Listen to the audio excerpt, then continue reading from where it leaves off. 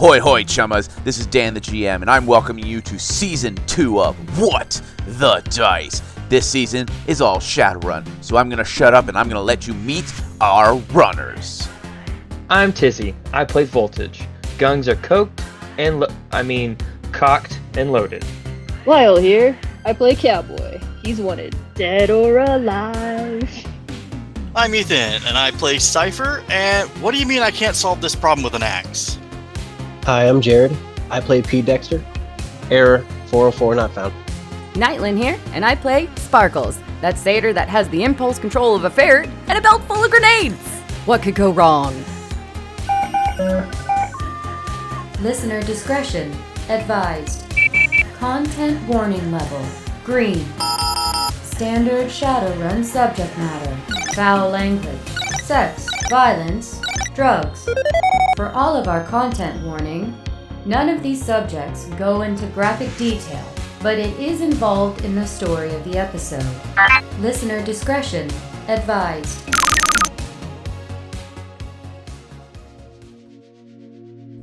The camera fades in, and we find ourselves in a long hallway with all of these ornate doors with glass.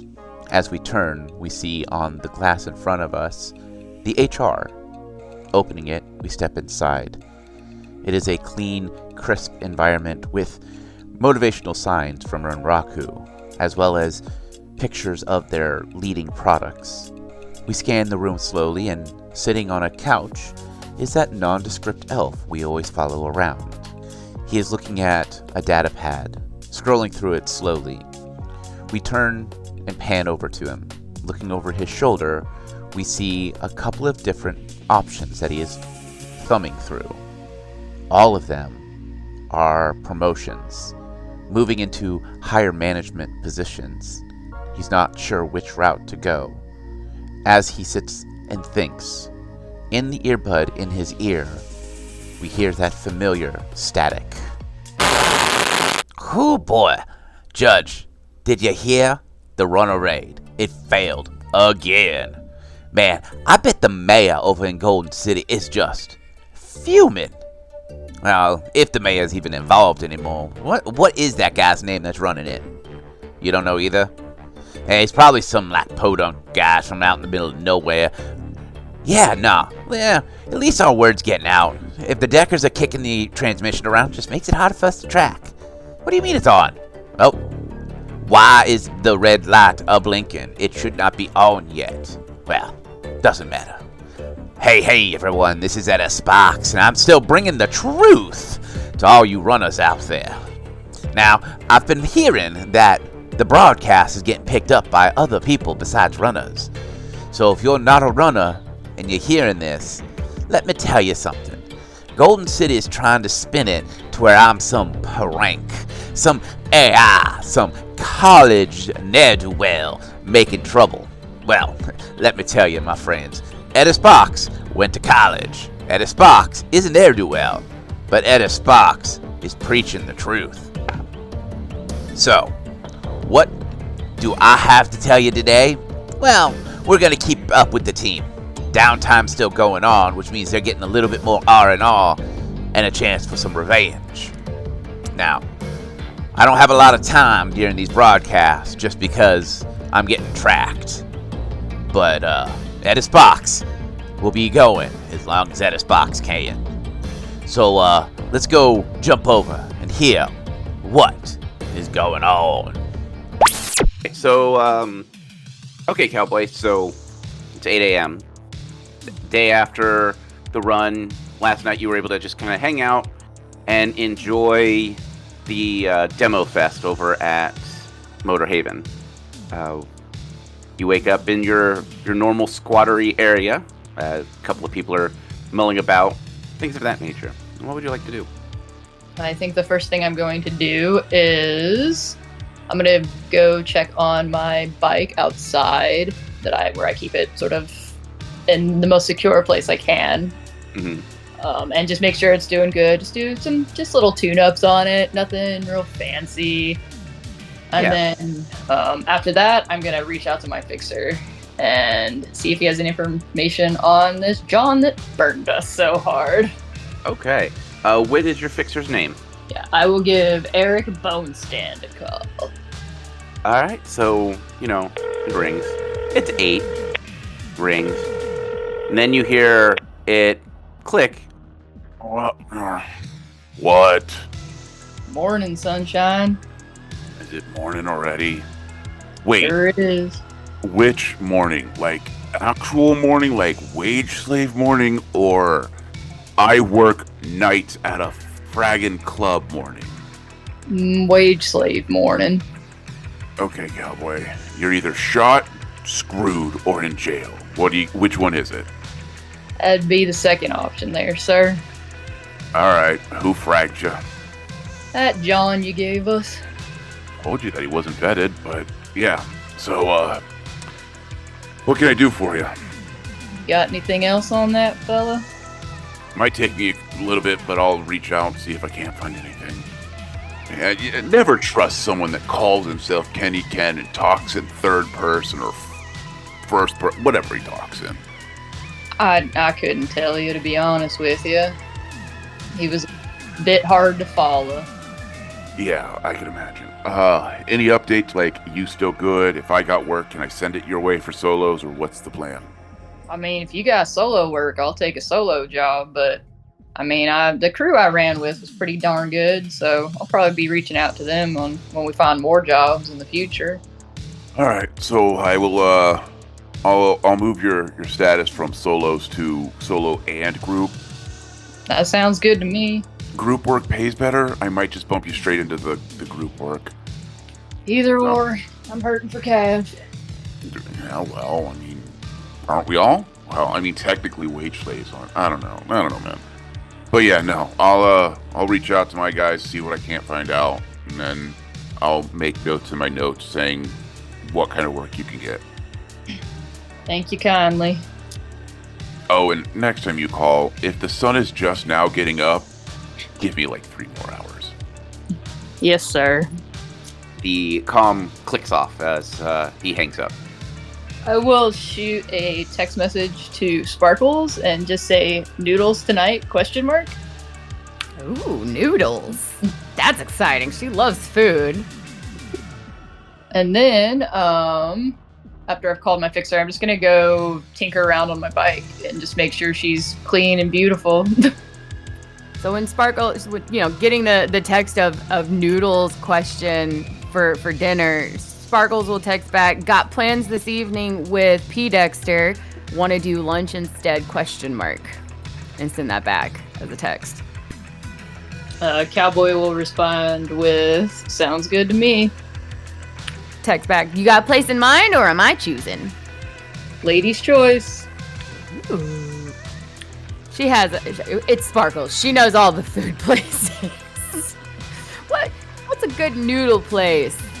Like a good soy noodle place, not like real food noodle place. So you're talking probably heading down to the touristy, like, restaurant row. Something in Chinatown kind of idea, kind of vibe. A hole in the wall that's popular. I got one. There is you would know of a a noodle place. It does everything from your bland and tasteless to set every inch of your body on fire with spices. All right, so nice variety. Yeah, and it's called Scent Nudes. Like S-E-N-T or C-E-N-T? Like scent, like they have sent you nudes. N-U-N-O-D.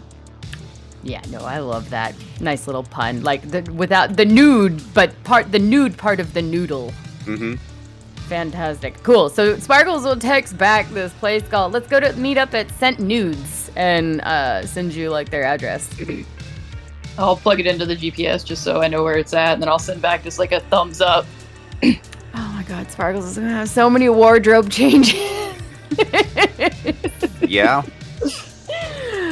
Okay, so after she has her brunch, her second lunch, god, she's a hobbit, her second breakfast with Silver, She was going back to her boyfriend's anyways to pick up her outfit, so she'll just go there a little earlier, grab her outfit, and go, around lunchtime.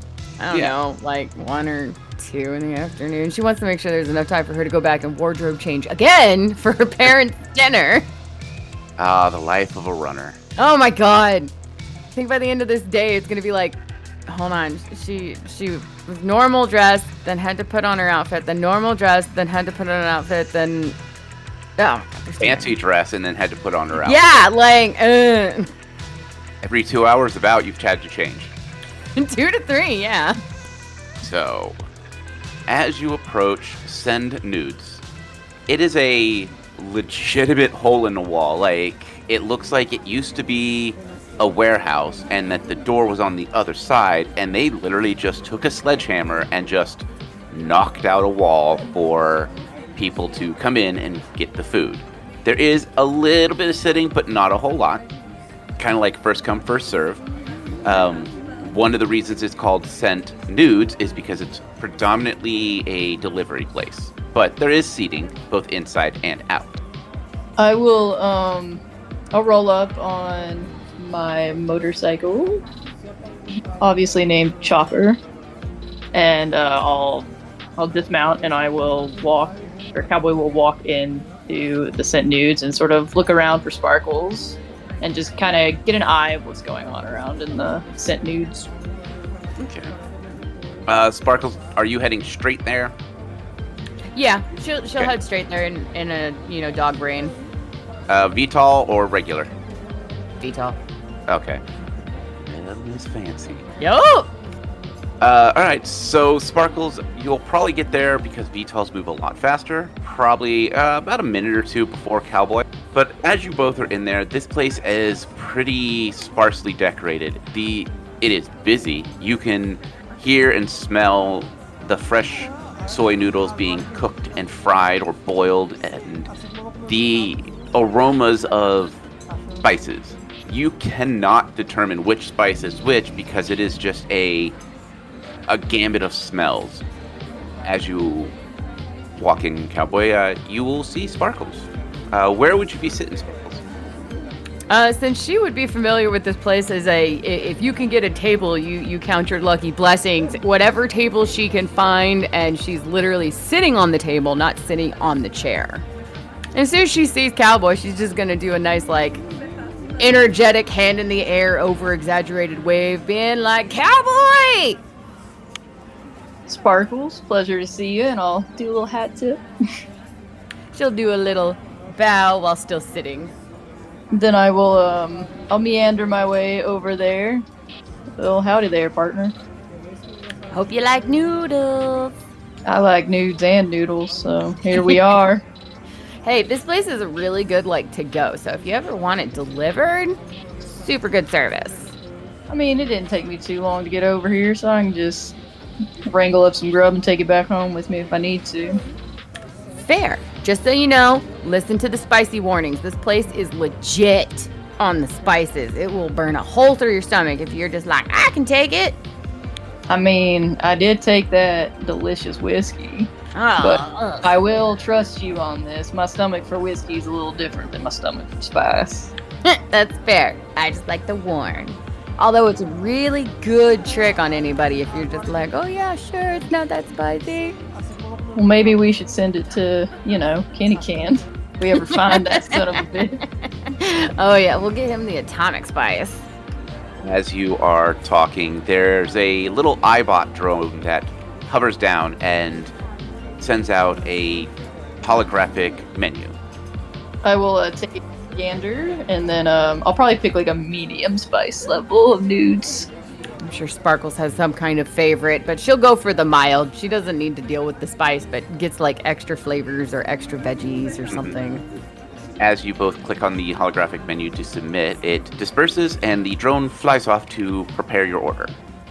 Mind if I take a seat at this lovely table? Oh, yeah, sorry. And she'll sit in the chair finally. Yeah, that's exactly. I'll sit on the other chair. I'm guessing they're kind of across from each other. I'll say it's like a round table, so I mean, it could be across next to whichever you want to do. I'll do a cross. Now, Sparkles, have you been able to find any more information on this Kenny Ken fella? No, but I do have one of my friends working on it, and I know P. Dexter's been digging too. So I'm meeting with him later tonight at a trog metal club. That sounds fun. Oh yeah, if you're into some nice heavy metal trog metal, it's dope.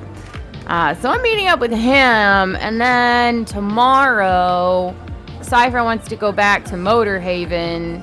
I don't know, schmooze. I told him he could do it by himself, but I don't know. He wants me to go with him. So you're more than welcome to come, too. That might actually... I like that Motorhaven place quite a bit. I'm real glad you introduced us. Yeah, it's great. Now, how long you been running for, Sparkles? A couple years. Yeah, about the same here. What's your, why all the, glitter in your grenades there? Well, you know, sure everybody could shoot a gun or whatever. I just have a knack for the boomy booms, and I like them. And I don't know, I want people to know it was me. It is a good calling card, but you ain't worried about getting caught? No, and I mean, I have regular boomy booms, you know, like you do. But if I ever need to leave a calling card, that and glitter is even more annoying in a smoke grenade. I mean, come on, can you imagine trying to run through that? I mean, that would deter me quite a bit. Exactly. So, you know, it has its good bonuses to it. That's fair enough. Now, you and that freaking sharpshooting gun, good lord, you're fast. Well, they don't call me Cowboy for nothing. I can see how you earned the name. I'm pretty good. Pretty good shot. I'm good at close range. Not so much long range. Yeah, the hand-to-hand stuff, I'd probably get my ass whooped pretty good, but as long as I stay out of arm's length, I'm pretty alright. Well, I take a couple of classes, you know, do the whole capoeira thing, kickboxing, whatever. It helps keep some smoke off my back on some things. But I mean, we can always play. I mean, I'd be down, but I mean, like I said, you'd probably whoop my ass pretty good. Gotta learn somehow. That's true. You ain't wrong there, ma'am. Now, why you wear this mask? You do that just 'cause you don't want nobody to see your pretty face? Correct. Can't blame a girl for that. Yeah, until I really get to know people, the mask stays on. I don't need people coming back and, you know, knowing my real identity. She over-exaggerates her hands. Oh, I think our noodles are coming up around the corner here. Ooh, noodles! She turns around eagerly to see if it's true. As you are talking, the drone flies by and sets down a box for each of you.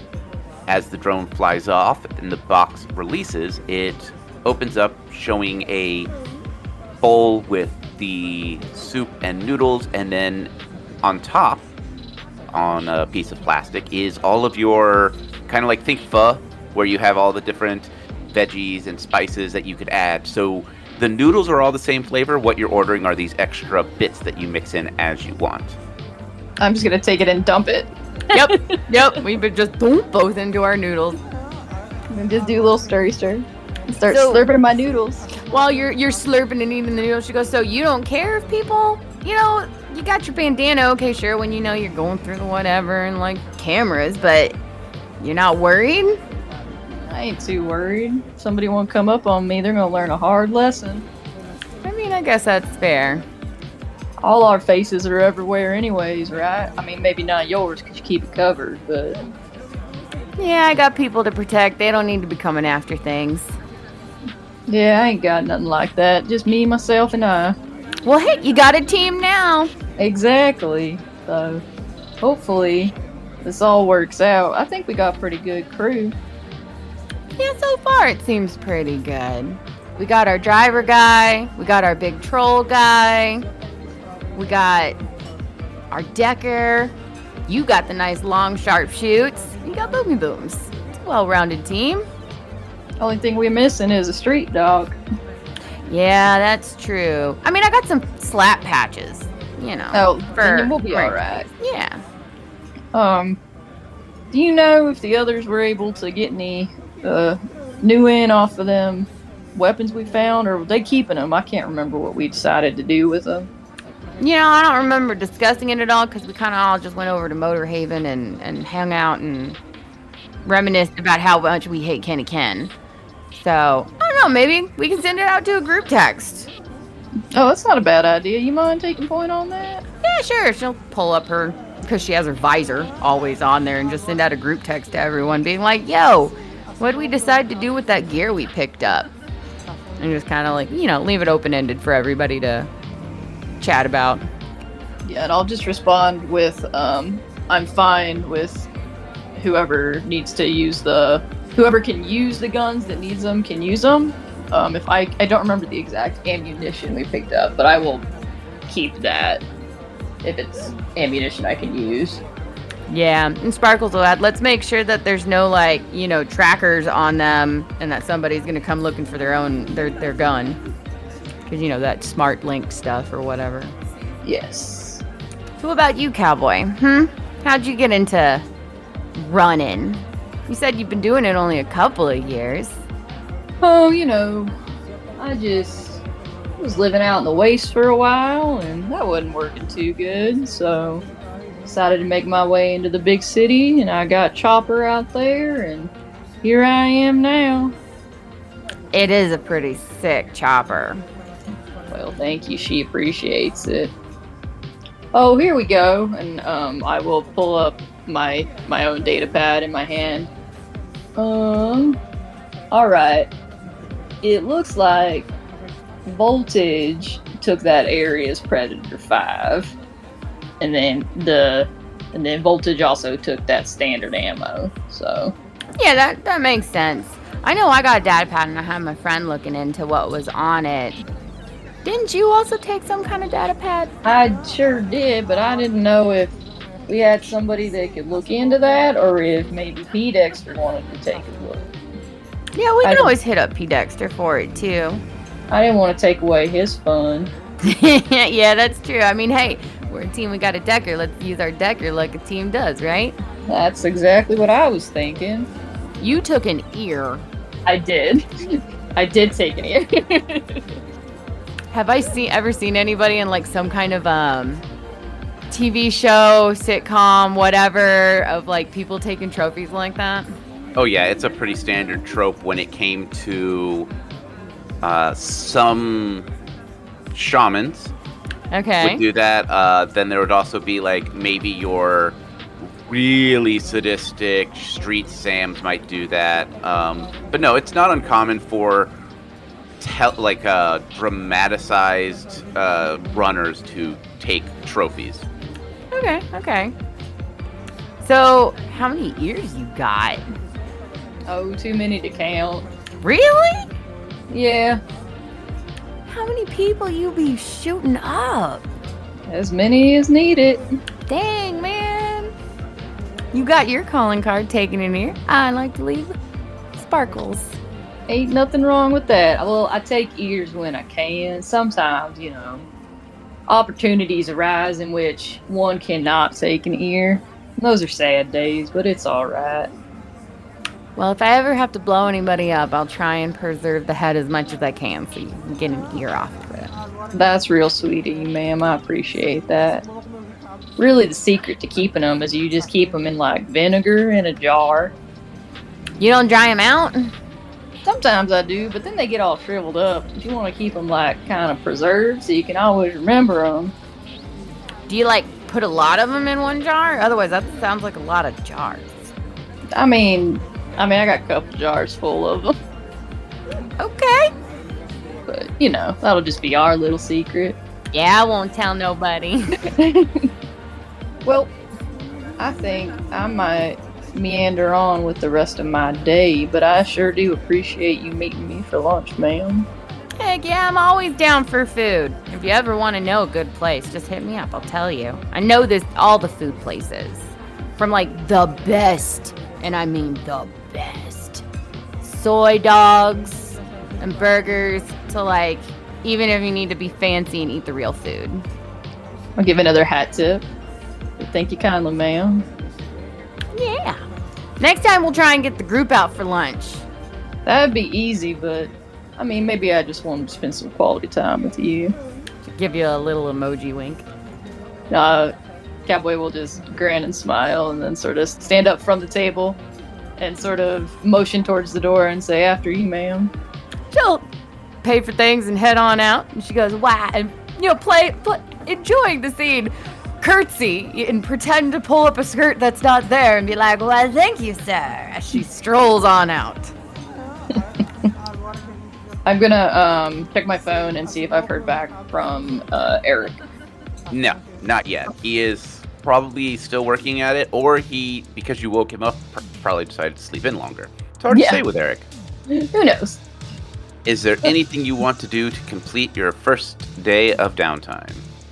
No, I think that's pretty much kind of it. Okay. Hey everyone, this is Dan, the GM, and I am welcoming you to the mid-roll. That's right, the mid-roll, where I'm going to talk really quick about a lot of stuff that means stuff. So first and foremost, I want to wish everyone out there a safe and happy holidays. It is December, at least where I'm at, and I want to make sure everyone has that out there. Second, I want to thank everyone who is following us over on Patreon, but especially our patrons that help us keep the lights on. So, A Relic, Ethan, and Lady Lumi, thank you so much for all of your support. Next, I have, of course, a promo. Now, I've been listening to this podcast since they started, and I have been absolutely in love with their homebrew style, the way they handle everything, and every way they do their storytelling. They are always switching up who the GM is, and it's always got a new and interesting flair to the story. Who am I talking about? Well, that's very, very simple. If you listen to us and you kind of hear it every now and then, you will every now and then hear, "He is fault perception." And if you don't know who that's from, well, stay tuned because this is their promo. So what I want to do is thank Cosmopunk for this promo swap. So stay tuned and let's check out their promo. Hey, did you know you can upgrade the reactor on our ship to a toroidal Series 3 turbofan model? No. I mean, it's only slightly exploded, look. No.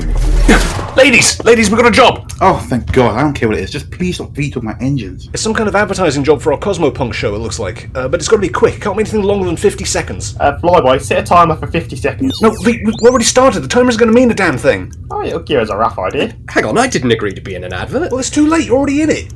Besides, it'll be over by the time you get your fat coyote butt out the room. Hey, you're fatter than I am. Oh, stop arguing, you lot. I'll do it. Cosmopunk is a Starfinder actual play podcast focusing on character-driven storytelling. We're 4 friends from the UK, and occasionally more than 4 friends from not the UK. We play homebrewed stories for the crew of the Leica 7 set in Paizo's Starfinder universe. Follow the adventures of 4 alien mercs as we get into trouble in the far side of space. You can subscribe to us on iTunes, Spotify, or wherever you get your podcasts, and check us out at cosmopunk.net. Wow. That was actually really good. Oh, right. If you want to check them out, and I really suggest you do, all the links are down in the description of this episode. And lastly, and this is very important for us as a podcast to grow and reach other earballs out there, if you are on any of the pod chasers that have any type of rating or review system, please take the time to give us 5 stars and a short, simple, or long and drawn out review. And if you're listening to us on YouTube, make sure you hit that like and subscribe button and leave a comment. Even if it's a thumbs up, anything helps us fight those algorithm monsters. So, that's it. That's the mid-roll. Again, thank you so much. And as always, may the dice gods bless your every roll.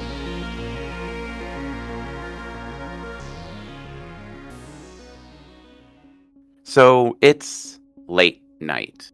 You've had your meeting and you've had your food with Sparkles earlier in the day, and you still have that downtime. In this stuffer shack that you've kind of claimed as your own little squatter section of heaven, What is it like there? Do you have other people that stays with you, or is it just you? Like, what is this stuffer shack? It's probably it's like in a small probably community of other little stuffer shacks, but for the most part, Cowboy has his own like space built out, and it's what I imagine like a little commune of stuffer shacks. Okay, so this is like an area where they had like a stuffer shack across every street, because this was before maybe back when the first stuffer shacks got built and everyone wanted one and they just got too big too quick. Yeah, exactly. Yeah, I think it's something like that. And so it's just sort of it's not super well populated. There might be a couple of people there, but Cowboy for the most part sticks to his own little shack area. Okay. So it's late night, and I'm talking like 11 midnight type time frame. You can hear the sound of other people nodding off. A couple people talk next to the fire barrels, things like that. Is there anyone particular that Cowboy hangs out with, chats with, or do they keep like 100% to themselves here? I mean, he's friendly to the people that are also hanging out there, but for the most part, he keeps to himself. He doesn't make friends per se. Mm-hmm. He's friendly, but doesn't like talk to a bunch of people. So he might like sit around the fire with them. But as far as like friends, not so much. Mm-hmm. So time ticks by, and you start to notice things aren't feeling right. You don't know if it was the food, you don't know if it's just the night. But things aren't feeling 100%. Things are like, you keep hearing a drill or the sound of metal scraping against metal. It's just a weird kind of night, and no one else really seems to notice. What would you like to do? I think the Cowboy will I'll go out of my shack and just sort of take a look around to see if I can see other folks there that aren't normally there, to say the least. So, walking around, it's nice out. I mean, it's January, so it's got that bite of air, but it feels warmer than it should. Now, it could be you're in the city and you're surrounded by concrete, and it's just it was warm all day, so it's going to be warm at night. And then you start to notice strange little scratches, just about no higher than your knee on walls. And at first, it's not oh yeah, no, that's supposed to be there, or no, that wasn't there. But it's weird. How would Cowboy react to finding stuff like this around? I think Cowboy's definitely going to take note of that. And is there any sort of like pathway to them? Is there a rhyme or reason? Like, are they been left intentionally like that he could tell from just looking at them? As you look and study at them, there's a pattern, and it's a weird pattern. It's not like trying to portray a word or numbers, but it's almost like, have you ever seen those pictures where if you look at it one way, it makes no sense, but if you take a step and you look at it at an angle, it makes sense? Yes. That's what you're seeing. You're looking down this long wall, and it's just scratches at random intervals and different angles. And as you walk and you look down the edge of the wall, you start to see what looks like mountains, cactuses, just crudely scratched into the walls. Huh. Is there anybody else awake at this time? Or is everybody kind of gone to their own stuffer shacks? They're either in their own little corner of the stuffer shack or drunk, or you seem to be the only one that's really up and around. You have a couple people like kind of huddling by fires, but nothing really out of place. Alright. I think Cowboy will go on ahead and keep following the drawings, as it were. He'll sort of run his work hand along them. He's seen these sort of things in old vids that he enjoys watching. So he definitely caught his attention. He's very curious about what's going on. As you walk and you're running your fingers across this concrete, you can feel that these are pretty deep scratches. Something that a combat knife or a what kind of knife is it? A Bowie knife would scratch into. Like, whoever did this had some leverage.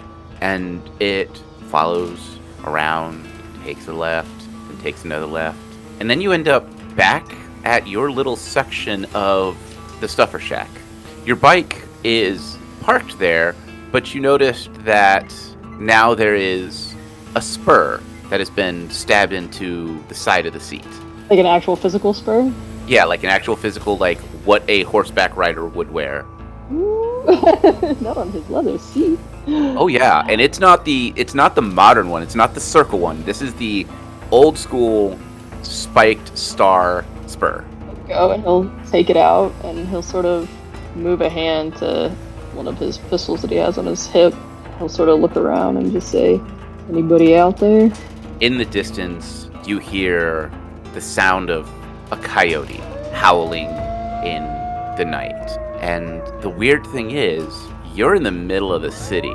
The Golden City, you've been here enough to know coyotes aren't a thing. And this is not a dog howl. This is distinctly that coyote howl. That ain't right. He'll take the spur and he'll sort of pocket it. Is there a direction in which the howling came from? No man's land, so out of the city. He'll sort of look at his stuffer shack and he'll go back to it. He'll look around. There's not much. He doesn't have a lot of belongings. Not much to take with him. He grabs what little he has, puts it in a satchel, and gets on his bike and revs up and starts to head out. Very curious.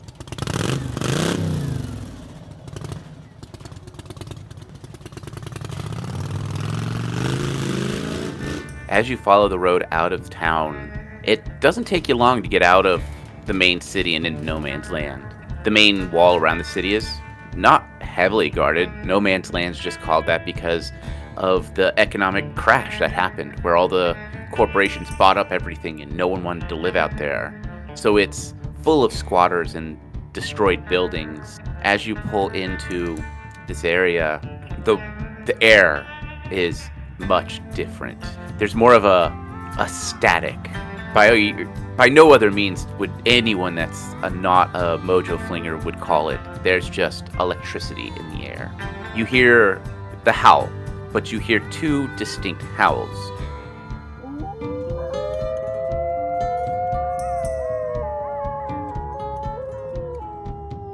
To the north, you hear something that is a little bit more coyote, a little bit higher pitch.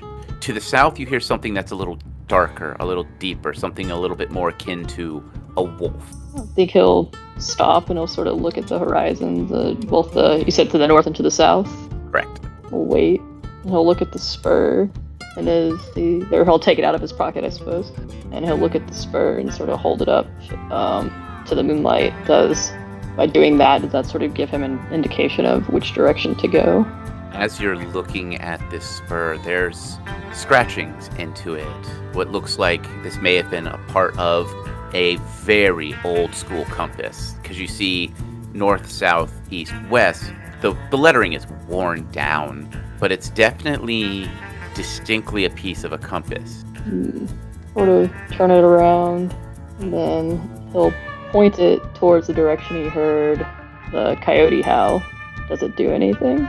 It has a pull to it. Like if you have two magnets too close, how you can kind of feel that pull. It is very, very subtle, and it is just barely there, but it is that slight feel, that slight pull, that direction. And if he turns and he faces it to the direction of the wolf howl, does it have that same pull or no? It feels like it is pushing, like if you're trying to push two magnets together. That ever subtle feel. That answers that, I guess. So he'll put it back in his pocket and get back up on his bike, and he'll ride towards the sound of the coyote howl. As you ride north, every now and then you'll hit stoplights, stop signs, things of that nature, and the coyote howl will change. You were once going north, and now you're starting to go west, and it's a slow drive to the west. No man's land roads are not maintained, so there's a lot of potholes and cracks and crevices that you have to make your way around. Eventually, you find this old Lone Star security way station. It's boarded up, and it doesn't look like it has seen anybody in years. And you see, there's a fuel tank, an old pump that you could fill up your bike. But this feels weird. Lone Star isn't really known for having tiny substations. Usually they'll rent out space with somebody. I think he'll pull up into the station and he'll unmount his bike. Then he's gonna. Is the front door sort of boarded up? So it's boarded up, but you can definitely tell that something has scratched at the door enough to push it open a little bit. Like you have a dog that will constantly scratch at that one spot. I think he'll just sort of use his foot to see if he can't kick it in, but not too hard. He's not trying to bust a door in. He's just trying to sort of ease it open. With that light tap, the door slowly creaks open. This air in here is stale and musky, and there's just the faintest amount of light that's coming from the moonlight from the old broken down sunroof above. Go ahead, and he's gonna put a hand on his pistol and he's gonna cock the hammer on the gun, and then he'll slowly start to walk in. He'll check the corners. He knows how to clear a building. Yeah. So he'll use that sort of tactical way of entering a building. But he's not scared so much as very still curious about what is going on. As you enter, this feels like it is right out of the Tridios. You see these old khaki uniforms, those old security hats, the cowboy style hats with the little stars on them. You see the old maps that are printed out on paper, and there's one sitting on a table in the center where all the light seems to be pouring in. And stabbed into the center of it is a old rusty Bowie knife. The handle looks like it used to be wrapped in some kind of synth leather or leather that has been worn to time. The blade is rusty but has that bronze feel to it. You almost feel like you're in the old Tridios with how this is feeling. He's gonna go over and examine the map. Does the knife where it's stabbed in, does it point to a particular location? In fact, it does. About 3 days west, there's an old forgotten highway that kind of has a lot of those old touristy trap areas. One of which is nestled between a bunch of mountains. Route 68 is a forgotten tourist road. It used to be the only road that got you across the main continent. There are a lot of these little forgotten towns, but this one seems to be indicated with this Bowie knife stabbed into it. Well then, looks like I got a destination. He's gonna take the knife out of the map and pocket the map, for lack of a better word. Or I guess he'll study it first, just sort of know where he's going.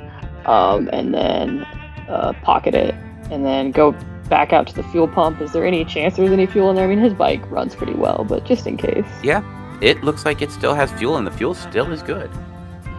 Alright, he's gonna go ahead and fill up his bike, and he'll take out his phone, and he's gonna just text Sparkles and say, I'll be gone for a while, not sure when I'll be back, but I'll probably be back.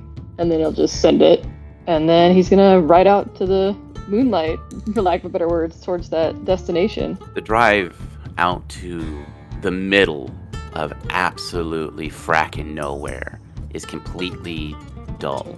You were able to find stuffer shacks that have been abandoned, or stuffer shacks that have the little inns or motels connected to it. You find a couple of gas stations or truck stops that you can stop and rest at. And eventually you find yourself in this one light town. It's quiet. You see a handful of people that still call this place home mulling about. There's still a gas station. There's still a security company. Well, we call it a security company. It's more of a security man that hangs out here. And as you start to pull into this town, you hear the sound of a coyote howl.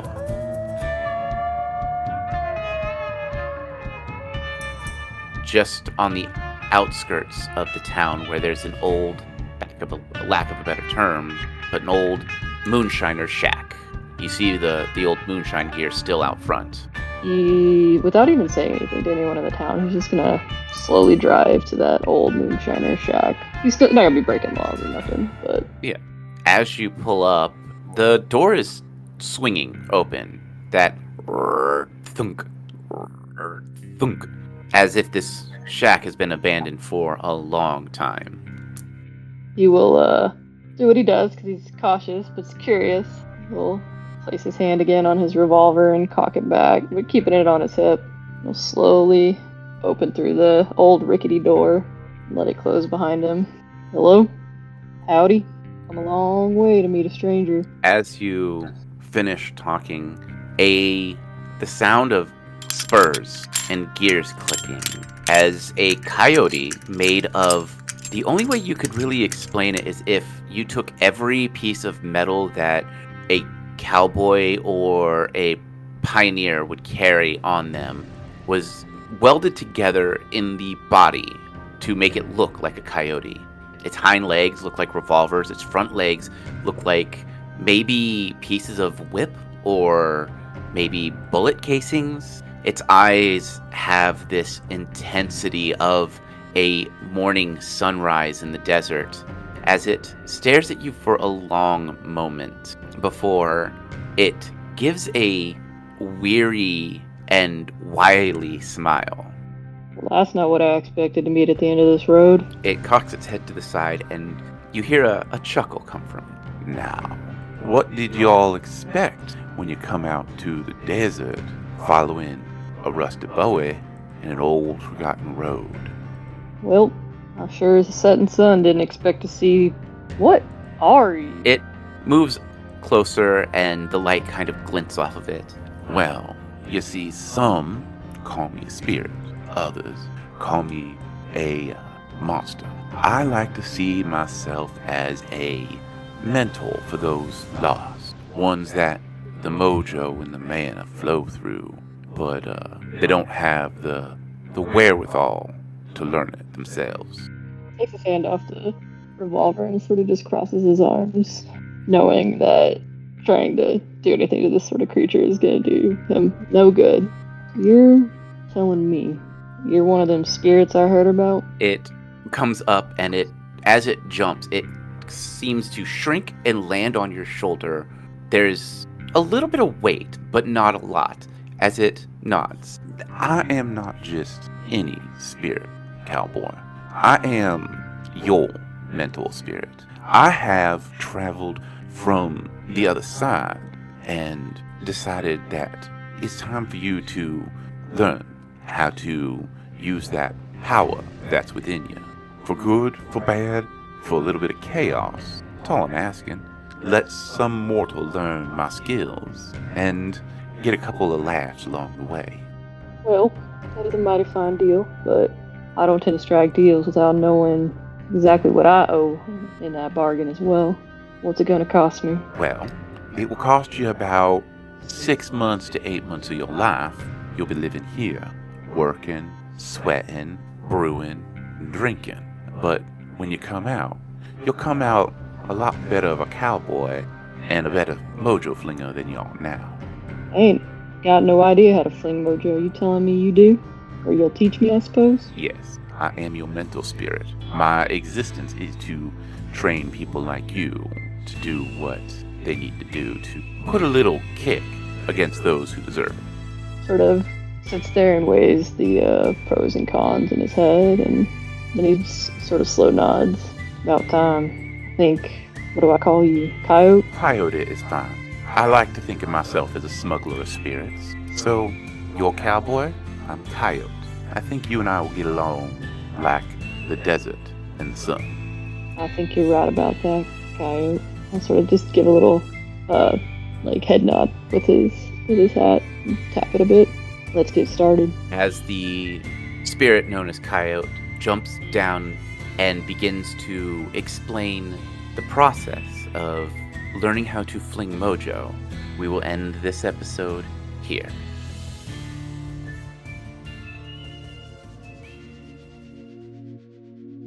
As the nondescript elf stops reading the paperwork that he's got in front of him. His eyes drift down to his comm link, looking at the screen that is blank, wondering what this story is about. Cowboy, this sniper, is now out in the middle of a desert talking to some mechanical coyote.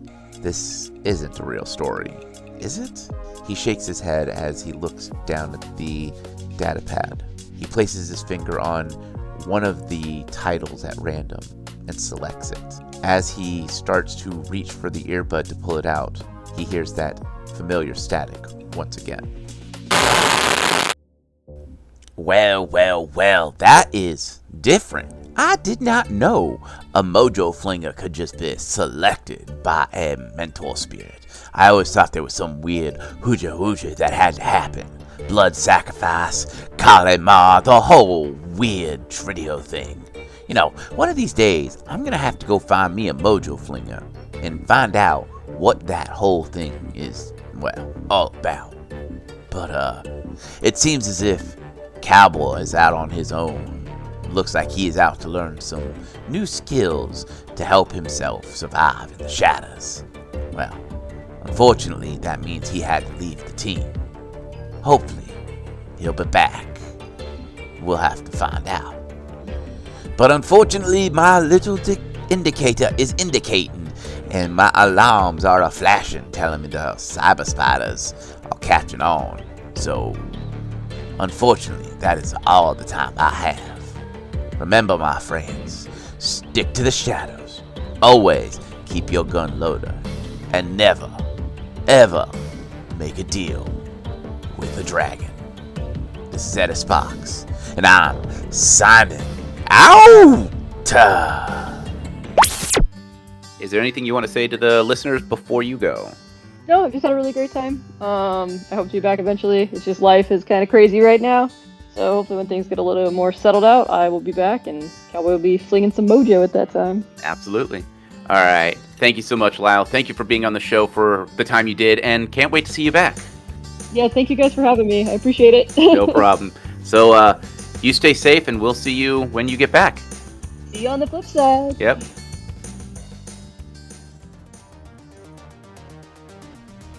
Hey everyone, Nightland here, co-creator of What the Dice, and player of Sparkles for Season 2, to do some thank yous here at the end of our episode. First and foremost, I would like to thank each and every single one of you for listening. We would not be here today without you, and I do mean that sincerely. We never thought we would get this far, and knowing that there's someone out there, yeah, I'm talking to you, the one with the earballs listening right now.